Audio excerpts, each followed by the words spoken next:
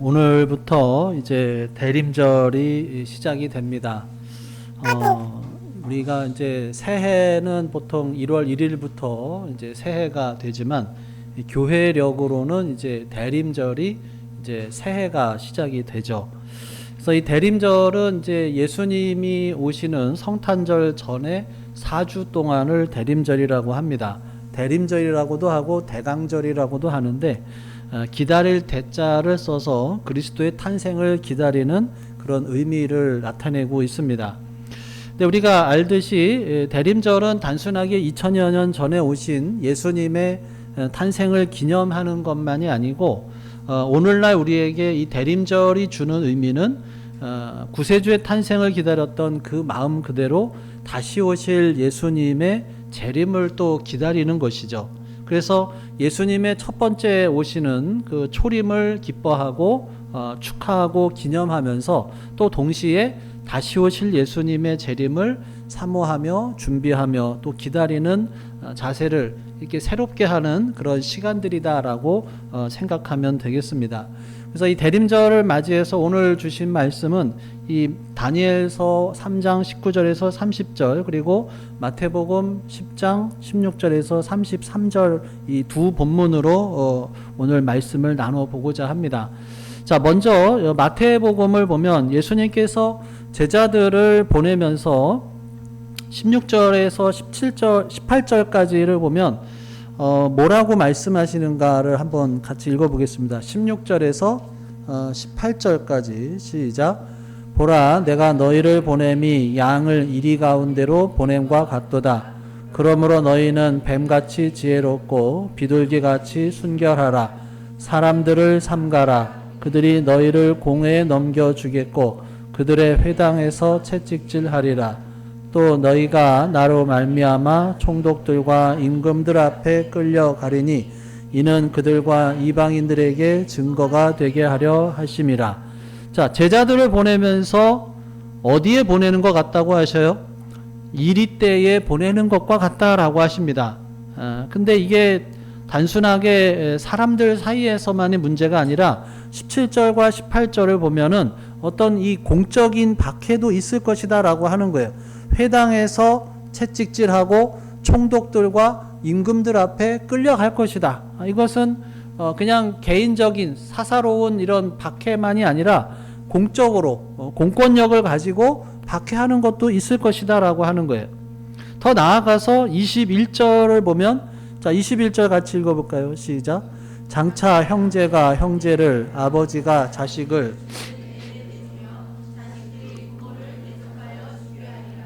네, 여기 보면은 가족들에게까지 거부를 당하는 그런 경험을 하게 될 것이다 라고 말씀을 하고 있어요. 여러분, 다른 사람은 몰라도 가족은 어떤 사람이에요? 웬만하면이 아니죠. 가족은 무슨 일이 있어도 끝까지 함께 하는 사람들이 가족이잖아요. 그런데 이 가족들마저도 외면하고 갈라선다는 거예요.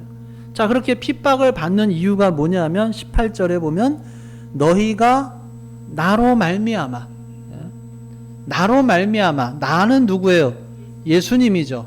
예수님 때문에 핍박을 받는다는 거예요. 예수님을 하나님의 아들로 이 땅에 구원하기 위해서 오신 구세주로 선포하였기 때문에 오는 핍박이다라고 하는 것입니다. 또 22절에 보면 뭐라고 되어 있냐면 또 너희가 내 이름으로 말미암아 모든 사람에게 미움을 받을 것이다 라고 하는 거예요. 자, 그래서 예수님께서는 근데 뭐라고 하시냐면 26절 같이 읽겠습니다. 시작. 그런즉 그들을 두려워하지 말라. 감추인 것이 드러나지 않을 것이 없고 숨은 것이 알려지지 않을 것이 없느니라. 숨은 것은 결국 드러난다는 거예요. 지금은 예수님의 십자가를 통한 구원이 다 드러나지 않았습니다. 여전히 숨어 있어요. 그런데 종말이 되면 그게 다 드러난다는 거예요. 그래서 우리는 종말 때까지 그 십자가를 선포해야 하는 것입니다. 예수님의 제자들은 예수님을 통해서 생명을 경험을 했어요. 죄와 죽음에서부터 해방되었다는 확신을 얻었습니다. 그 해방의 능력을 통해서 그들은 유대교의 종교 권력 그리고 로마의 정치 권력을 두려워하지 않을 수 있었다라고 하는 거예요. 자, 계속해서 28절을 읽겠습니다. 시작. 몸은 죽여도 영혼을 능히 죽이지 못하는 자들을 두려워하지 말고 오직 몸과 영혼을 능히 지옥에 멸하실 수 있는 이를 두려워하라. 예, 누구를 두려워하지 말라 그래요? 몸은 죽여도 영혼은 능히 죽이지 못하는 자들을 두려워하지 말라고 해요. 자, 누구를 두려워하라 그래요? 몸과 영혼을 능히 지옥에 멸하실 수 있는 이를 두려워하라. 두려워해야 할 분은 영혼도 몸도 둘 다 지옥에 던져 멸망시킬 수 있는 하나님을 두려워하라는 거예요. 자, 앞에서 세상은 이리와 같다 그랬습니다. 우리가 세상 속에서 그리스도인으로 살아갈 때 세상은 우리를 가만히 두지 않아요. 여러분, 이리떼 가운데 양 한 마리가 던져지는 모습을 한번 상상해 보세요. 이리떼가 그 양을 그냥 가만히 두겠냐는 거예요. 얼마 전에 뉴스를 보면 우리나라 종교인의 비율이 한 30% 정도라고 그래요. 20대는 한 19% 정도라고 합니다. 우리나라가 점점 이 탈종교화 속도가 매우 빠르게 진행이 되고 있다 그래요.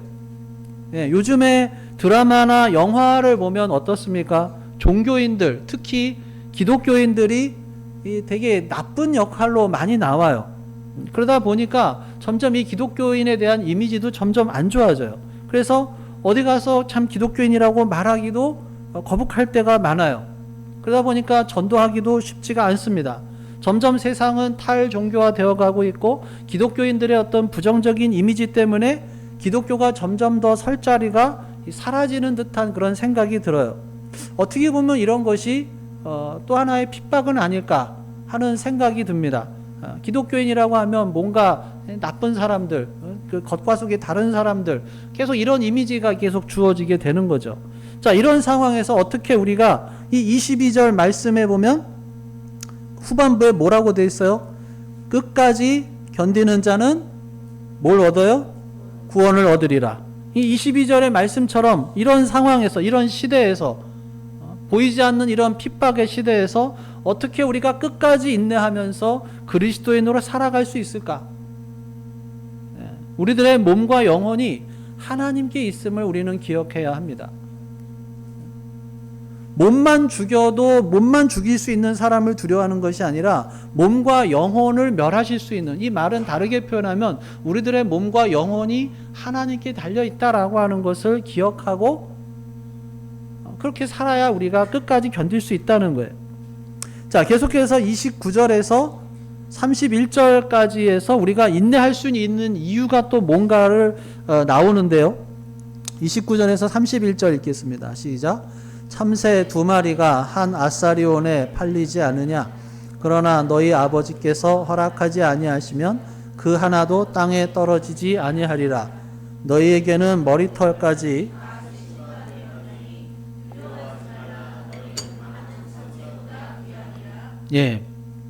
참새 두 마리가 한 아사리온이라는 것은 우리말로 하면 쉽게 말하면 이제 한 입 뭐 이런 의미죠. 한 푼 이런 의미가 됩니다. 우리가 이해할 수 있는 이유는, 우리가 인내할 수 있는 이유는 가치가 거의 없어 보이는 참새 한 마리조차도 하나님께서 허락하시지 않으면 그 생명이 사라지지 않는다는 거예요. 참새 한 마리도 하나님께서 관심을 갖고 계셔요. 참새 한 마리도 하나님께 귀한 생명인데 여러분 한 사람 한 사람은 하나님께 얼마나 소중한 존재냐라고 하는 거예요. 자, 그러면서 32절 33절 읽겠습니다. 시작. 누구든지 사람 앞에서 나를 시인하면 나도 하늘에 계신 내 아버지 앞에서 그를 시인할 것이요 누구든지 사람 앞에서 나를 부인하면 나도 하늘에 계신 내 아버지 앞에서 그를 부인하리라. 자, 여기서 보면 누구든지죠. 누구든지는 누굴까요? 제자들을 말합니다. 더 크게 확대를 해본다면 모든 그리스도인이죠. 자, 나를 시인한다는 건 어떤 의미일까요? 온갖 박해에도 불구하고 사람들을 두려워하지 않고 예수님을 증언하고 또 거기에 합당하게 사는 삶을 말합니다. 누구든지 모든 그리스도인들 예수님을 시인하면 하나님 예수님도 하늘에 계신 내 아버지 앞에서 나를 시인할 것이다 라고 하는 것입니다. 자, 오늘 또 다른 본문 다니엘서 3장을 보겠습니다. 다니엘서 3장 1236쪽을 보시면 되겠습니다. 1236쪽. 자, 오늘 다니엘서 3장에서는 그렇게 사람들 앞에서 하나님을 시인했던 다니엘의 세 친구 사드락과 메삭과 아벳느고가 나와요. 자, 이 바벨론의 느부갓네살 왕이 자기가 꿈에서 봤던 이 신상과 비슷한 모양을 갖고 있는 이 금신상을 제작하게 됩니다. 이 다니엘서 3장 1절에 보면은 이 신상의 크기가 자세하게 기록되어 있어요. 자, 신상의 높이가 60규빗입니다. 60규빗이라고 하는 것은 대략 그 높이가 한 27m쯤 돼요. 그 광이 6규빗이다라고 하는 것은 너비가 한 2.7m 정도라는 뜻이에요. 그러니까 높이가 27m, 너비가 3m에 해당하는 아주 큰 금신상을 제작을 합니다. 대략 계산해 보면은 한국에 있는 아파트 한 8, 9층 정도 높이의 그런 신상이에요. 자, 그런 신상의 크기가 거대하다 보니까 멀리서도 잘 보였겠죠. 이 왕이 그 신상을 평지에 두었습니다. 만들어 놓긴 했는데 보는 사람이 없으면 얼마나 재미가 없어요. 그래서 느부갓네살 왕이 대규모의 이 신상 제막식을 준비를 합니다. 바벨론 제국이 다스리는 전국에 있는 관원들 그리고 공무원들을 다 모조리 불러들입니다. 자, 그래서 총독과 지방 장관, 군사령관, 왕의 고문, 재판관, 그 다음에 각 도에 있는 모든 관리들이 다 이 예식에 참여를 했어요. 드넓은 평지 위에 신상이 세워져 있고 전국에 모인 문무 대신들이 그 신상 앞에 모여 있습니다. 자, 모두가 이렇게 지켜보는 가운데 왕의 이 전령관이 나와서 큰 소리로 왕의 명령을 전하죠. 그것이 이제 다니엘서 오늘 읽은 3장 앞부분에 나옵니다. 4절에서 6절까지의 내용인데 그게 뭐냐면, 자, 여기 모인 여러 민족과 백성 여러분, 앞으로 여러분이 나팔과 피리와 수금과 그 밖에 악기 소리를 들으면 엎드려서 이 느부갓네살 왕이 세운 금신상에게 절하십시오. 이건 왕의 명령입니다. 누구든지 엎드려서 절하지 않는 사람은 뜨겁게 타는 풀무불에 던져질 것입니다. 풀무불이 뭐죠? 재현아, 풀무불이 뭔지 혹시 아니? 용광로는 아니? 용광로가 풀무불이야.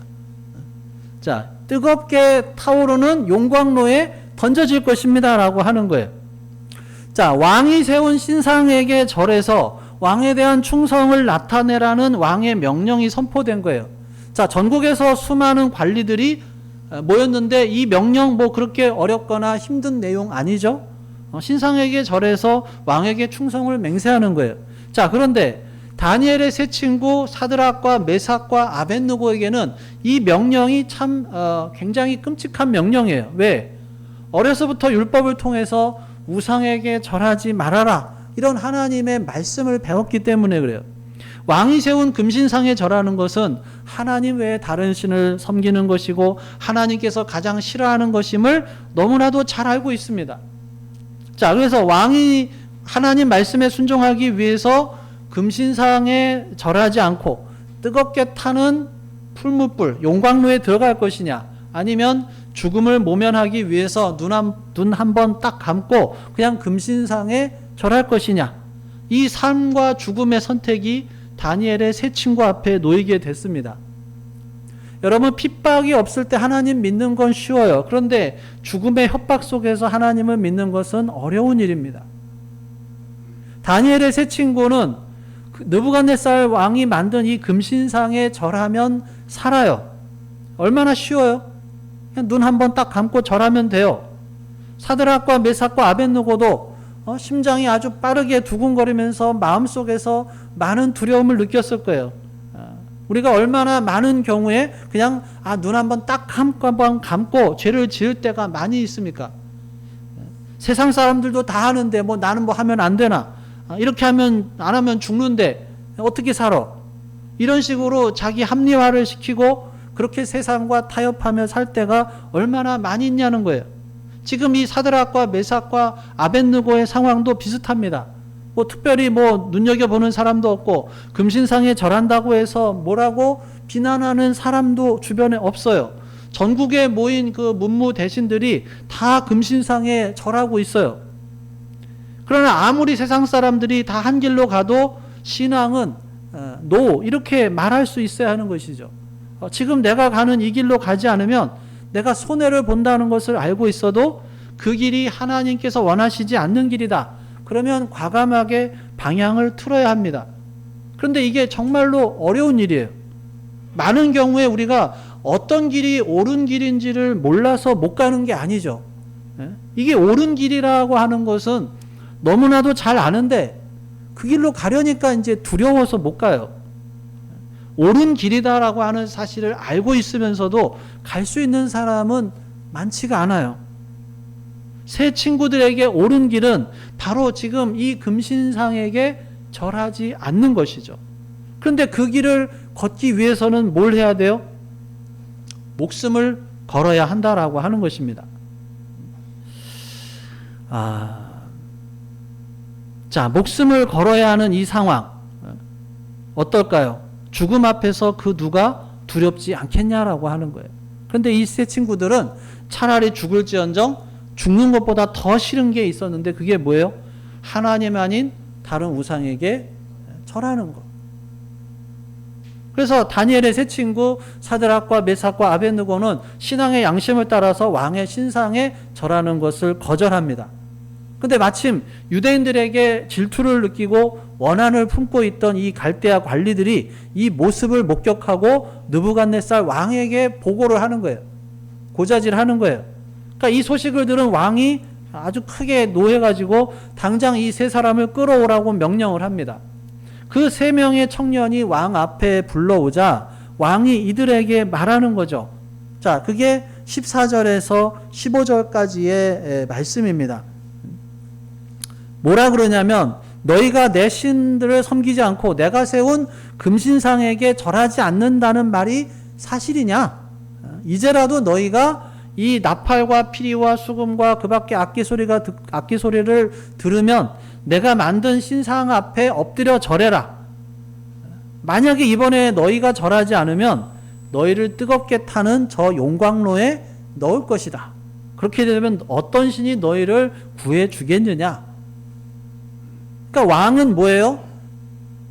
살 수 있는 기회를 지금 한 번 더 주는 거예요.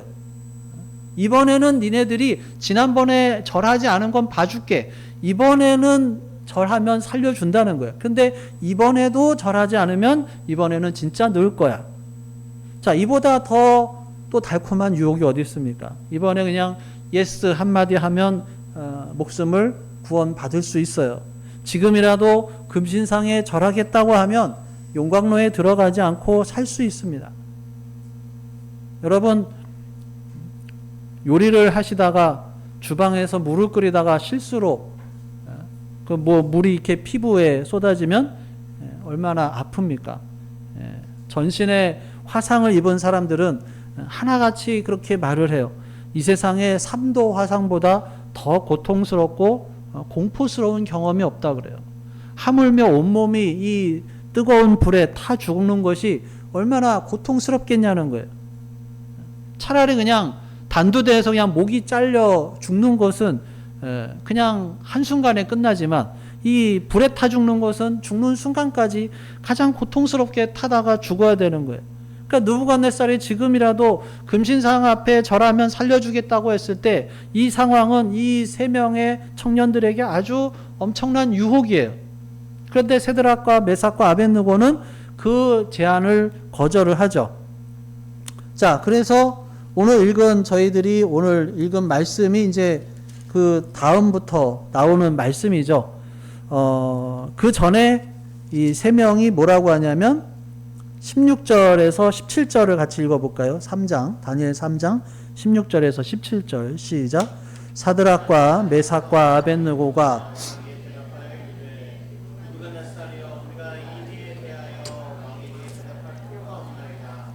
왕이여, 우리가 섬기시는 하나님이 계시다면 우리를 맹렬히 타는 풀무불 가운데에서 능히 건져내시겠고 왕이 자, 어떻게 이 젊은 청년들이 목숨이 왔다 갔다 하는 상황 속에서도 흐트러짐 없이 당당할 수 있었느냐? 그것은 하나님에 대한 믿음이에요. 믿음이 흔들리면 우리들의 삶도 흔들립니다. 믿음이 흔들리면 조그만 어려움에도 마음이 낙심이 되고 삶이 무거운 짐처럼 느껴져요. 그래서 믿음이 흔들리면 삶도 덩달아 흔들립니다. 근데 믿음이 흔들리지 않으면 아무리 삶이 힘들고 어려워도 고난이 파도처럼 밀려와도 믿음으로 말미암아서 굳게 서 있을 수 있는 것입니다. 다니엘의 세 친구는 죽음 앞에서도 흔들리지 않는 믿음을 나타내요. 입을 열어서 하나님에 대한 믿음을 먼저 선포합니다. 왕이여, 우리가 섬기는 우리 하나님이 우리를 극렬히 타는 풀무 가운데서 능히 건져내시겠고 왕의 손에서도 건져내시리이다. 다니엘의 세 친구가 보여준 믿음은 여기서 끝나지 않고 더 큰 믿음을 고백해요. 자, 18절 같이 읽겠습니다. 시작. 그렇게 하지 아니하실지라도 왕이여, 우리가 왕의 신들을 섬기지도 아니하고 왕이 세우신 금신상에게 절하지도 아니할 줄을 아옵소서. 자, 이 18절의 두 단어, 우리가 자주 부르던 이 복음성가의 제목으로 쓰이죠. 그리 아니하실지라도. 하나님, 비록 내 삶이 내가 원하는 대로 또 내가 계획하는 대로 흘러가지 않을지라도, 그리 아니하실지라도 내가 하나님만을 섬기며 하나님께 감사와 예배를 드리겠습니다. 한번 따라할까요? 그리 아니하실지라도 하나님을 따르겠습니다. 하나님, 저 이거 해주세요. 그러나 그리 아니하실지라도 하나님 말씀에 순종하겠습니다. 하나님, 저 이거 도와주세요. 그러나 그리 아니하실지라도 하나님만 경배하겠습니다. 느부갓네살 왕은 자신의 이 마지막 호의조차 저버린 이 세 청년의 대답에 크게 분을 내고 결국 이 세 젊은이는 두 손이 꽁꽁 묶인 채로 결박돼서 풀무불을 향해서 끌려갑니다. 여러분, 찜질방 가보셨죠? 예? 요즘 코로나 때문에 최근에 안 가보신 분도 있을 거예요. 저도 몇 년 동안 못 갔는데. 자, 찜질방에 가면은 뭐 그런 거 있잖아요. 뭐 불가마, 그러면은 어때요? 그런 방에 앞에 가면 어떤 생각이 들어요? 야, 이 방에 가려면 정말 좀 마음에 다짐을 하고 들어가야겠구나 하는 아주 그런 뜨거운 방이 있습니다. 들어가서 정말 1분만 있어도 참 제대로 숨쉬기 힘든 그런 불가마가 놓여있는 방, 그런 방에 들어가는 것도 주저되는데 이 세 사람이 끌려가는 그 불이 얼마나 뜨거웠던지 이 세 사람을 불에 넣으려고 끌고 가던 병사가 불에 타 죽었다는 거예요. 그래서 이들이 들어가는 불을 가리켜서 극렬히 타는 풀무불이다라고 합니다. 느부갓네살 왕은 자신이 세운 이 금신상에 절하지 않으면 정말 이렇게 끔찍한 죽음을 맞이한다. 이것을 이제 본보기로 삼으려고 했던 거죠. 그래서 세 친구는 뜨거운 풀무불에 던져지게 됩니다. 근데 이때 아무도 예상하지 못한 놀라운 일이 일어나게 되죠. 분명 세 사람이 불에 들어갔는데 네 사람이 불 가운데 있었다 그래요. 25절 말씀을 보면 그 넷째 사람의 모양이 신들의 아들과 같다라고 합니다. 그러니까 천사들의 모습과 흡사했다는 거예요. 그때 느부갓네살 왕이 떨리는 목소리로 말합니다. 높으신 하나님의 종 사드락과 메삭과 아벳느고야, 나와서 이리로 오라. 이 왕이 부르니까 불 속에 들어갔던 세 친구가 불 가운데서 걸어 나옵니다. 왕과 총독과 모든 행정관과 병사들이 보니까 이 사람은 뜨겁게 타오르는 그 용광로에 들어갔는데 불이 몸을 해하지 않았어요. 머리털 하나 상하지 않았습니다. 겉옷에 그음난 자국도 불에 탄 냄새도 없어요. 자, 이 사건에 대한 느부갓네살 왕의 반응을 보면, 자, 28절 읽겠습니다. 시작. 쌀이 말하여 이르되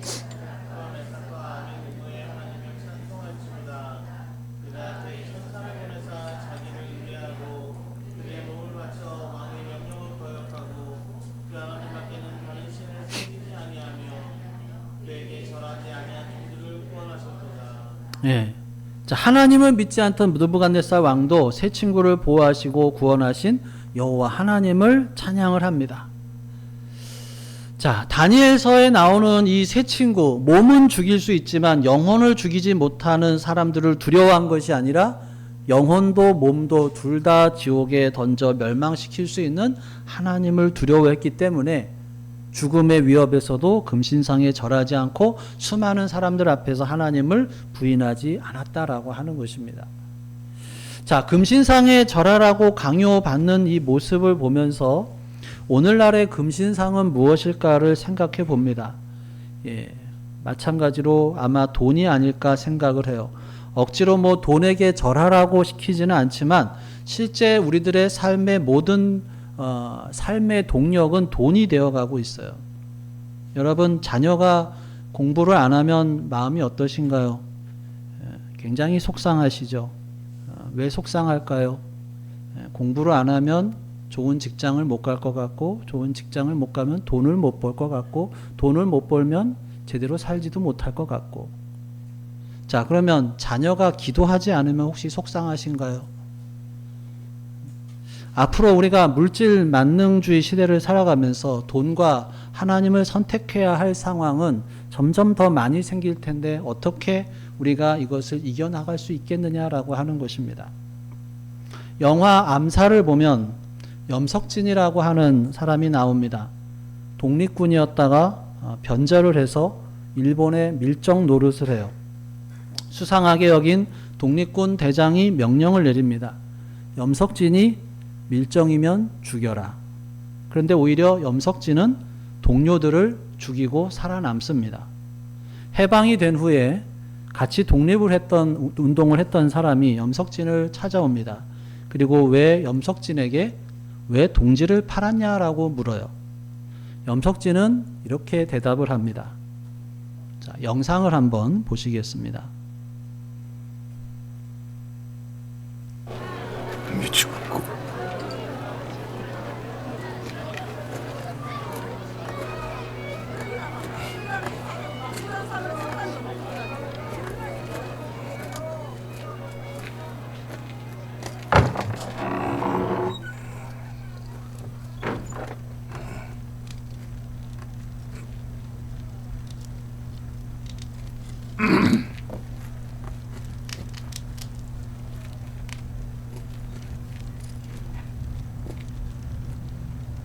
명호?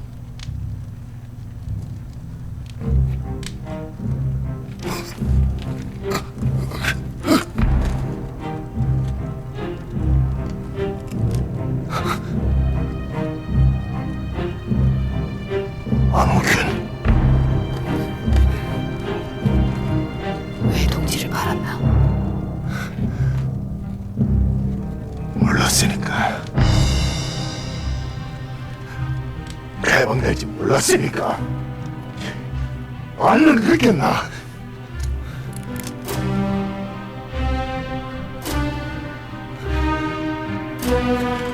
너 16년 전 임무. 염석진이 밀정이면 죽여라. 지금 수행합니다.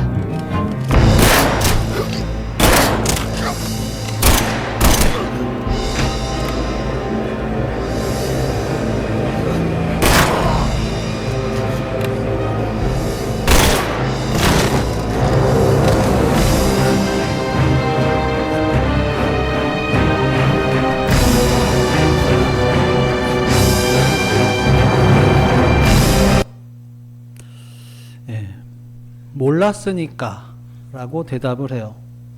해방될 줄 몰랐으니까.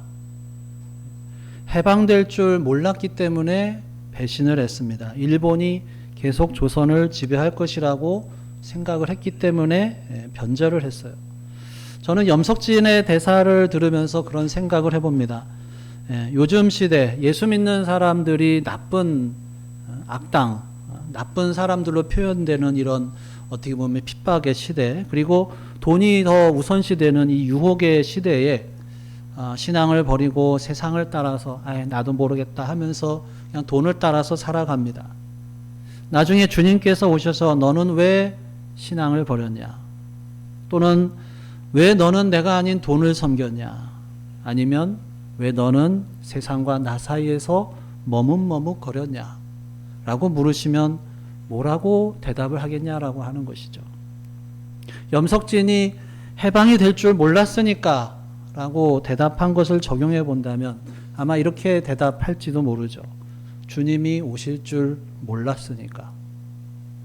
주님이 오실 줄 몰랐어요. 주님이 이렇게 빨리 오실 줄 몰랐어요. 이렇게 대답한다면 얼마나 창피하고 후회가 되겠냐라고 하는 것입니다. 사랑하는 여러분, 주님께서 오심을 기다리는 대림절입니다. 주님은 다시 오십니다. 구원과 승리는 오직 하나님께 있습니다. 핍박과 유혹의 순간에도 하나님을 더 두려워하며 끝까지 인내하며 나아갈 때 하나님께서 우리에게 큰 구원과 놀라운 승리를 안겨주실 줄로 믿습니다. 기도하겠습니다. 오늘 주신 말씀 생각하며 함께 기도합니다. 나에게 주신 말씀이 무엇인지, 또 내가 붙잡아야 할 말씀이 무엇인지, 또 내가 순종해야 할 말씀이 무엇인지, 우리가 하나님을 믿으면서도 두려움을 떨치 못하는 삶의 영역은 무엇인지 다시 한번 우리 마음속에 계시는 성령 하나님의 음성에 귀를 기울여 보겠습니다.